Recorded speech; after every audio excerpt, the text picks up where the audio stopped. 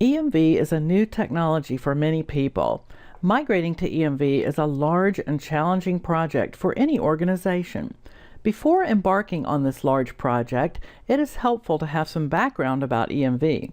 In this presentation, we will look at some of the history behind EMV, as well as business drivers, benefits, and challenges of this technology.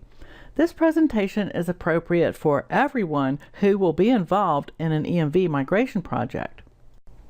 In this presentation, we will review the familiar magnetic stripe card and magnetic stripe transactions, the basics of chip card technology, the origins of EMV and EMVCO, the basic steps of an EMV transaction, business drivers behind an EMV migration, including the mandates, liability shifts, and waivers announced by the payment networks, the benefits of EMV, and some of its limitations. Let's begin with a review of the familiar magnetic stripe card technology and magnetic stripe transactions. So that we are all starting on the same page, we'll review some basic terminology and how these terms will be used throughout this class. The term PIN verification refers to the process by which the issuer or someone acting on their behalf verifies that the PIN entered by the cardholder is correct. Authorization refers to the process of approving or declining a transaction. Online means that a transaction is sent to the issuer or someone acting on behalf of the issuer for authorization. Offline means that data is verified between the card and the terminal, or that the transaction is actually approved between the card and the terminal without going online to a host system. It's hard to believe that it's been over 50 years since a magnetized strip of tape was successfully attached to a plastic card. By the 1980s, standards had been established for payment cards so that all payment devices knew what tracks could be found on a card, exactly where the tracks were located, and the format of those tracks. The format of the track data really has not changed over the past 30 years or so. As you can see, the magnetic stripe holds a limited amount of data, and it is static data. Let's review the path of a familiar magnetic stripe ATM transaction. The cardholder inserts or swipes his magnetic stripe card and attempts a withdrawal. The ATM reads the track data on the card and formats a request that contains information from the magnetic stripe, as well as some terminal-specific information, such as the terminal ID, and some transaction-specific information, for example, the amount, the date, and the time. The request is sent to the acquirer and then to the issuer. The issuer uses information in the request as well as information stored in their system, such as the account balance, to make an authorization decision. The issuer generates a response. The response is sent to the acquirer, who sends it to the terminal. If the request was approved, the cardholder gets his money and a receipt can be printed. There is no further interaction between the ATM and the magnetic stripe card after the track data has been read from the card. The scenario at a POS terminal is basically the same as at the ATM. It's very easy to create a magnetic stripe card. Criminals can capture the track data from a good card. This technique is known as skimming. There are many ways to obtain this data. For example, at the ATM, a criminal can insert a device into the card reader that captures the track data from the card. They may also have installed a camera so they can watch you entering your PIN. With the track data and the PIN, they can create a counterfeit card that looks and functions just like your good card. When you use your card in a restaurant or other location and the card leaves your site, someone can use a small handheld device to capture the track data from your card. Even if the criminal doesn't have your PIN, they can create a counterfeit card and use it at locations that do not require a PIN. Magnetic stripe technology is therefore very prone to counterfeit fraud and lost and stolen fraud. Card not present fraud is also growing. Many of us purchase items from the internet. All we may need to make a purchase is our card number and the expiration date. This can easily be obtained from the track data on the card. Next, let's take a closer look at some aspects of chip card technology that you will need to understand in order to make informed decisions when starting your EMV migration project. The chip on a chip card is not just a repository for static data like a magnetic stripe is. The chip is actually a miniature computer. It is sometimes referred to as a microprocessor. Just like your PC, it contains an operating system, memory, hardware and software security features, and cryptographic modules. It also has a way to communicate with the outside world. A chip can store a lot more data than a magnetic stripe can. It can actually hold multiple applications, for example, a debit application and a credit application. It can store data securely because the data in the chip can be encrypted. It can also send and receive data securely. Another unique feature of the chip is that it can accept commands that will update certain data elements in the chip after the card has been issued, that is, while the card is actually in the field. Let's look at some ways the chip actually resembles your computer. Both have hardware and an operating system. Each can support one or more applications. Each of those applications contains information that the application needs in order to function properly. Here are some terms that are often associated with chip cards and chip card transactions. The acronym ICC stands for Integrated Circuit Card. This is just another way to refer to a chip card. Technical fallback is the term used to describe the scenario where a chip card is used at a chip-enabled terminal, but for some reason the terminal cannot communicate with the chip or cannot read the data from the chip. In this case, the terminal may generate a magnetic stripe transaction. Often, this scenario is referred to simply as fallback. When you encrypt data, the result is a cryptogram. For example, a pen block is a cryptogram. There are several types of cryptograms associated with EMV.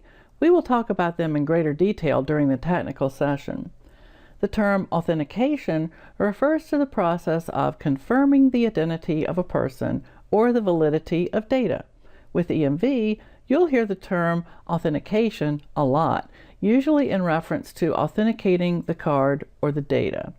This just means verifying that the card or the data is authentic or genuine and was produced by a legitimate source, not counterfeit.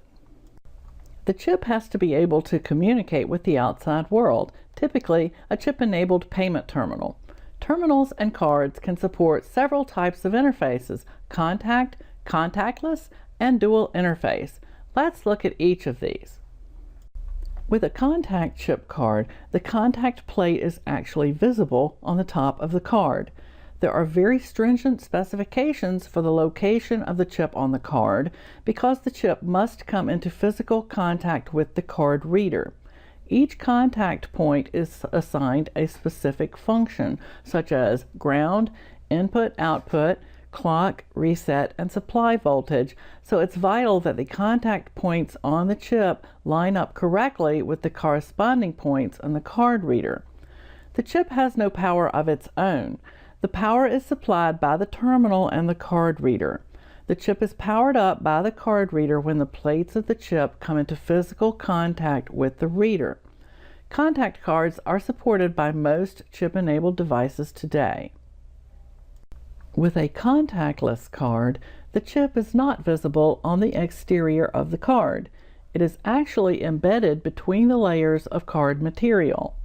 A contactless terminal is continually polling to see if a contactless card is in close proximity, which is 2 to 4 inches. The power to drive the chip is derived from the energy transferred from the RF field, also known as the excite or polling field, which is generated by the card reader in the terminal. Energy transferred from the RF field induces an electrical current in the chip's antenna. The radio frequency waves that are used for this communication will only operate at a distance of 2 to 4 inches because they must support the exchange of large amounts of data, and they must be able to handle the cryptography associated with contactless technology. You may hear contactless cards referred to as proximity cards because they must be in close proximity to the terminal in order to communicate with the terminal. Contactless technology is very popular for applications such as physical access to buildings, where being outdoors may make it inadvisable to use contact cards due to weather, for example, rain, snow, and extremes of temperature. Not all payment devices support contactless cards, so issuers usually do not produce payment cards that only have a contactless interface. Terminals that support contactless cards will have the logo shown on the lower left of the slide. Cards that have a contactless interface will have the logo shown on the upper right portion of the slide. The dual interface card represents the best of both worlds. The card contains a contact chip that supports both contact and contactless ICC applications. The chip is connected to an antenna to support contactless communication. These cards can be used at virtually any chip-enabled payment device. These cards may seem very attractive to issuers, but they are more expensive than contact chip cards. Extra testing is required because you have to test all functions for both the contact interface and the contactless interface, so it can take longer to get these cards into production. Because contactless applications support offline functionality, these cards must support public key infrastructure, which we will cover in detail in the technical session. So you will need additional keys and certificates for these cards. There has been some media publicity indicating that cards with a contactless interface are not safe. Some people are concerned that they can be walking down the street and someone with a card reader can walk past them and acquire the data from their chip card. Is this concern warranted? There are hardware and software security features built into every chip card, specifically to protect it from tampering. Cards must pass stringent certifications before any applications are even loaded onto the card. Cards will only recognize and respond to commands with specific formats. Each card has its own unique keys that are used for authentication and other purposes. Contactless cards use RF technology, which means that the card reader must be within 4 inches of the card in order to activate the card. If someone comes within 4 inches of your card while the card is in your wallet or purse, you are very likely to be aware of this invasion of your personal space. Although it is often possible to produce a scenario under controlled conditions in a laboratory, it is usually more difficult to get the same result in a real-world setting. If you are concerned about the safety of data on your dual interface or contactless chip card, you can purchase a card sleeve and keep your card in its sleeve when it is not in use. The sleeve has a special coating on the inside which will not damage the chip or the magnetic stripe on the card, but will prevent RF waves from reaching the antenna on the card while it is in the sleeve. As we have said, contactless cards use RF technology, so the card must be within 2 to 4 inches of the reader. The card cannot initiate communication with the reader. The reader is always the master and will initiate the communication and send commands to the card, to which the card will respond. The card will only respond to valid commands from the reader. RF supports the high baud rate required to provide power to the microcontroller, support the cryptographic processing required for contactless transactions, and support the volume of data and the speed required for contactless payment transactions. Many people confuse RF technology with RFID, which is radio frequency identification, but they are actually different. RFID was designed to operate at longer distances than RF, so cards that support RFID are sometimes known as vicinity cards. The chips in these cards are not strong enough to power a microcontroller or a cryptography engine, and they cannot handle large amounts of data. These chips are low cost. They support tagging and identification, so this technology is used for applications such as tagging pets and tracking merchandise inventory. Very little, if any, security is required for these chips. Anyone who understands the technology can communicate with these chips. They store minimal amounts of data. The only type of RFID device that has any authentication is a car key fob. The simple authentication in this device is needed so that you will only open your car door and no one else's car door. An exciting new technology is NFC, Near Field Communication. Today, with chip payment cards, the terminal is always the initiator and the chip card is always the responder. When you have two devices that support NFC, either of them can be the initiator or the receiver. Either can send to the other. These devices must be in very close proximity in order to authenticate each other and exchange information. These devices use powerful, reliable chips that have strong security features, cryptographic engines, and can authenticate each other.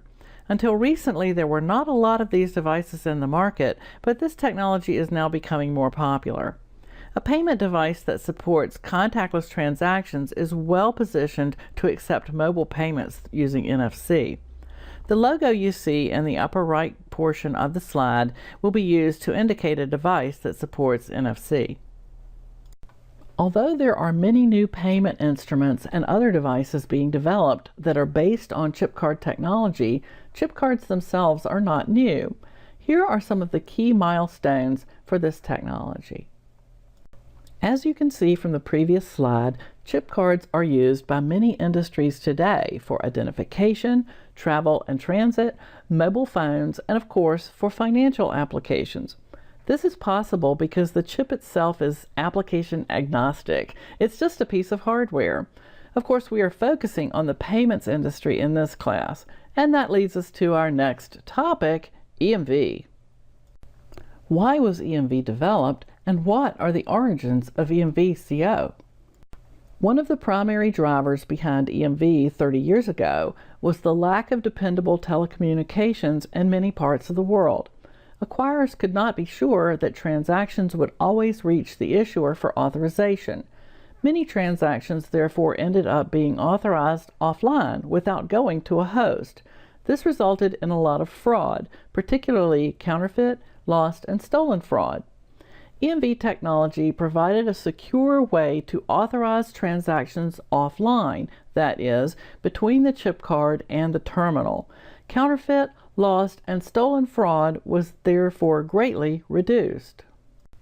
As we saw on an earlier slide, Europe began experimenting with chip card technology in the early 1980s. It quickly became clear that standards were needed to ensure that any chip card used for payments would be compatible with any payment accepting device. So, in 1994, a working group was established by Europay, MasterCard, and Visa, the three primary payment networks in Europe at that time, hence the acronym EMV. This group formed EMVCO, whose purpose was to develop standards and specifications that facilitate global interoperability and compatibility of chip-based payment cards and chip card accepting devices. Today, EMVCO is jointly owned by American Express, JCB, MasterCard, Visa, China UnionPay, and Discover. The term EMV has become synonymous with the chip specification used by the payments industry. This specification was originally developed as a terminal specification, but card issuers quickly realized that they needed to abide by this spec if they expected their cards to operate with those terminals. The EMVCO specifications can be downloaded for free at www.emvco.com. The specification is in 4 parts called books. There can be one or more applications on a chip card for debit, credit, loyalty, etc. Although they follow the EMVCO specification, each payment network has its own format for some of the EMV tags used by their individual applications. They each have specific rules that must be followed within the card and terminal interaction. Refer to the individual card specifications shown here for more information. The EMVCO specification is a framework, but that framework is not totally rigid. The various payment networks have some unique field definitions, which are described in their individual specifications, such as those referenced here. Some EMV fields, which are called tags, can have different formats, depending on whether the tag is associated with MasterCard, Visa, American Express, etc. Even within one payment network, there can be different versions of their specifications, and the format of the tag may vary based on the version of that specification. In online messages, the placement and the order of the EMV tags can vary by network as well. There are some significant differences between an EMV transaction and a magnetic stripe transaction. Now let's look at what happens when a chip card is used at a chip-enabled ATM. The cardholder inserts her chip card and attempts a withdrawal. The ATM reads the track data and realizes that a chip card has been presented, so the terminal attempts to read the chip. Assuming the chip responds, there is an exchange of information between the terminal and the chip card. Because our ATM transaction is going online to the issuer for authorization, the chip card generates an authorization request cryptogram known as the ARQC, which is based upon data that is unique to the card as well as transaction-specific information such as the amount. The terminal formats a request that is sent to the acquirer. This request contains the ARQC and other new EMV-specific data fields. The acquirer sends the request to the issuer. The issuer validates the ARQC, which proves that the request came from a legitimate non-counterfeit card. The issuer then uses information in the request as well as information stored in their system, such as the account balance, to make an authorization decision. The issuer may use some of the new EMV-specific data in the transaction request when making the authorization decision. The issuer generates an authorization response cryptogram known as the ARPC that is to be sent to the chip card. The issuer may optionally generate a command in the form of an issuer script that is to be sent to the chip card. The issuer generates a response that contains the ARPC and optionally an issuer script. The issuer sends the response to the acquirer, who sends it to the terminal. If the issuer sent an ARPC or an issuer script, the ATM will pass this information to the chip card. The chip card will attempt to validate the ARPC, which proves that the response came from the genuine issuer. If an issuer script has been sent, the chip card will attempt to execute the command in the script. If the request was approved and the ARPC is validated successfully, the cardholder gets her money and a receipt can be printed. The process followed in an online EMV POS transaction is basically the same as in the online EMV ATM transaction. As we can see on this slide, EMV has been adopted by almost every country in the world, with the notable exception of the United States. However, with the recent announcements from Visa, MasterCard, American Express, and Discover, this picture is changing. Now we will look at some of the business drivers behind EMV as well as its benefits and some limitations. Like many other countries, the payments industry in the United States has historically focused almost exclusively on magnetic stripe technology. There has been a great reluctance to move to chip technology. There are several reasons for this reluctance. Telecommunications have typically been very reliable in the United States, so online authorization is the norm. Issuers have implemented real-time fraud detection methods, such as neural networks and analytics. These measures, plus the steps taken for PCI DSS compliance, have always been considered good enough.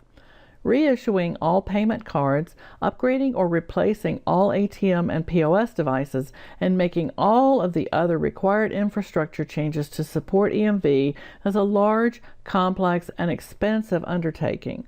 Acquirers, issuers, processors, and networks in the United States have felt that their fraud losses are much less than the cost to migrate to EMV. There just has not been any perceived return on investment to this point. But fraud losses are significant and they are growing. According to the Nielsen report, the U.S. generates almost 1/4 of the total card transaction volume of purchases and cash withdrawals, yet the U.S. accounts for almost half of the global card fraud. Magnetic stripe cards are extremely easy to counterfeit, but the chip on a chip card is virtually impossible to counterfeit. As other countries migrate to EMV, criminals will undoubtedly migrate to countries that are not EMV compliant simply because that's where the easy money is. Some U.S. cardholders are experiencing challenges using their magnetic stripe cards in countries that have implemented EMV. Many devices will only accept chip cards, and many, like the ticketing kiosks used by the French rail system, require chip and PIN. Some acquirers are rejecting U.S.-issued cards altogether because of the high incidence of fraud associated with magnetic stripe cards. This is known as geo-blocking. Disgruntled U.S. cardholders returning home from trips abroad are demanding chip cards from their issuers. Conversely, foreign cardholders lose the additional security benefits of EMV when they travel to countries that do not yet support EMV. There have been cases of cardholders attempting transactions at U.S. ATMs and their issuers declining those transactions simply because they originated in the United States. Earlier in this presentation, we mentioned some exciting new technologies. Near-field communication, or NFC, requires two devices that can authenticate each other. Mobile payments, also known as m-commerce, are getting a lot of attention. Magnetic stripe technology just cannot support this type of functionality. The dynamic authentication capabilities of EMV provide the foundation for both of these technologies. In 2011 and early 2012, Visa, MasterCard, Discover, and American Express mandated that U.S. merchants, acquirers, and processors must begin to move to EMV. Those who do not support EMV may be liable for the loss if a transaction is later deemed to be counterfeit fraud. Today, counterfeit fraud losses are typically borne by the issuer.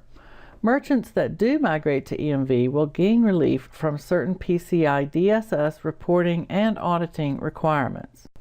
Visa was the first payment network to officially announce a roadmap for EMV in the United States.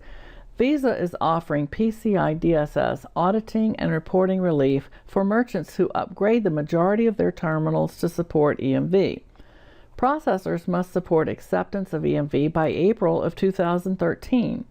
By October of 2015, those who do not support EMV may be liable if a transaction they accept is found to be counterfeit fraud. In January of 2012, MasterCard announced their U.S. roadmap. Many of the dates on this roadmap aligned closely with those on Visa's roadmap. However, whereas Visa is targeting their roadmap to point of sale, MasterCard is focusing first on cross-border Maestro transactions at the ATM. MasterCard clearly recognizes that dynamic authentication, which is an integral part of EMV, is the foundation for mobile payments and other products and services. Discover made their EMV announcement in March of 2012. Discover subsequently issued another announcement in November of 2012. American Express followed in June of 2012 with their announcement. All of these payment networks were initially closely aligned as far as the dates for EMV compliance. However, over time and as the financial institutions, networks, and processors in the United States have begun to realize the enormity of the task in front of them, the payment networks have adjusted some of the dates. This chart summarizes the dates that apply to the various mandates, liability shifts, and waivers from the payment networks for the United States as of April 9, 2013. Mandates are in black. These are requirements from the payment networks. Liability shifts are in red. The payment networks expect compliance with these dates, but the dates are not enforced. Waivers are in green. These represent incentives from the payment networks. Check with the individual payment networks for any updates that may have been made since April 9, 2013. We have covered several reasons to migrate to EMV, including emerging technologies, global interoperability, and compliance with payment network roadmaps. Now, let's look at how the migration to EMV has reduced counterfeit fraud in other countries. Before the migration to EMV, counterfeit fraud was at an all-time high in the UK. Total fraud losses dropped dramatically with the introduction of chip and PIN in the UK. Here are some interesting statistics showing how EMV has been effective at reducing counterfeit fraud in the UK. This slide clearly shows that the US is still the primary source of cross-border fraud in the UK. Counterfeit fraud losses dropped dramatically with the introduction of chip in Brazil.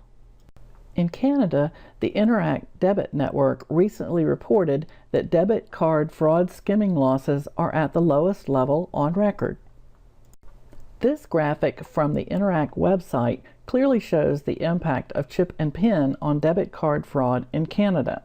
So although it is indeed expensive to migrate to EMV, if an institution can recognize this kind of reduction in fraud loss over a very short period of time, it's quite possible for the migration expenses to be recovered very rapidly. Okay, so it's great to reduce counterfeit fraud, support global interoperability, lay the foundation for emerging technologies, and comply with the payment network mandates and liability shifts. But migrating to EMV is expensive. It's much easier for an issuer to make a business case for EMV migration than an acquirer or a merchant, because the liability shift will mean reduced fraud losses for issuers. Other benefits are harder to quantify, such as customer satisfaction. Some merchants are saying it's just not worth it. The payment network incentives are not all that attractive, and they are focused on point of sale. Merchants don't see the benefits of migration, and many of them are going to delay their migrations as long as possible. But sometimes you have to consider not only the cost of doing something, but the cost of not doing it. That is very hard to quantify or to build a business case around. Acquirers and merchants who do not support EMV need to understand that they will soon be liable for fraud losses that they were never liable for in the past. In addition, as more organizations move to EMV, those who have not will increasingly become targets for criminals who will quickly discover these more vulnerable and therefore enticing targets for fraud. This situation is very difficult to quantify when making a business case for EMV, but it should not be overlooked. EMV definitely helps reduce counterfeit fraud. A chip is almost impossible to counterfeit.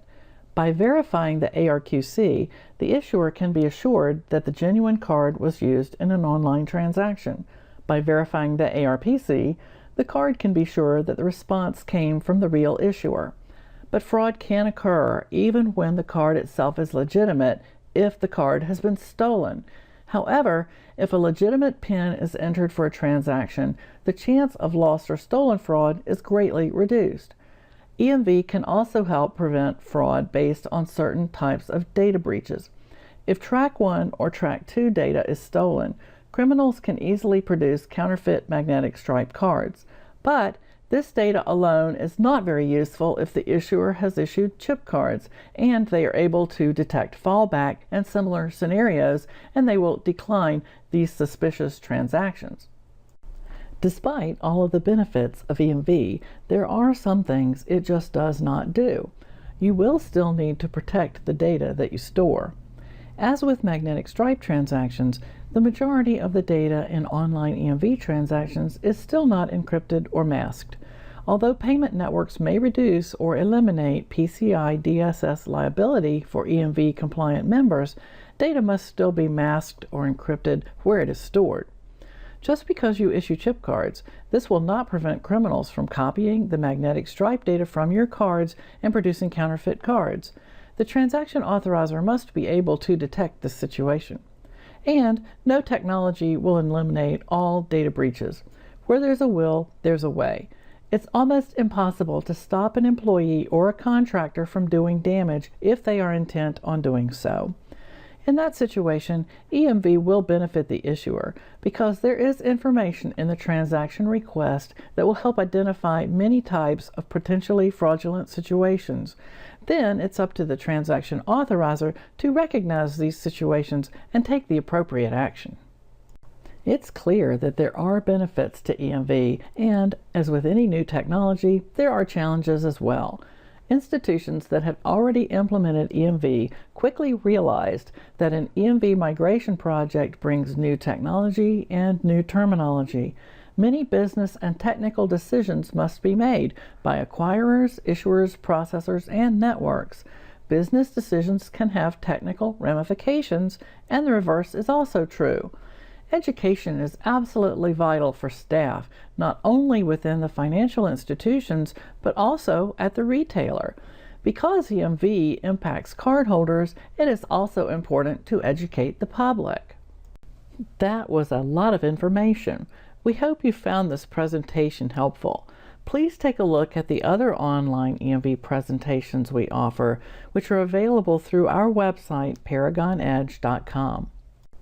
Paragon Application Systems is a leading provider of e-payment simulation, configuration, and testing software solutions. We have over 590 customers in more than 85 countries. We offer professional services, including EMV training. Paragon has been accredited by MasterCard to provide EMV project guidance for MasterCard customers. Please contact us for more information.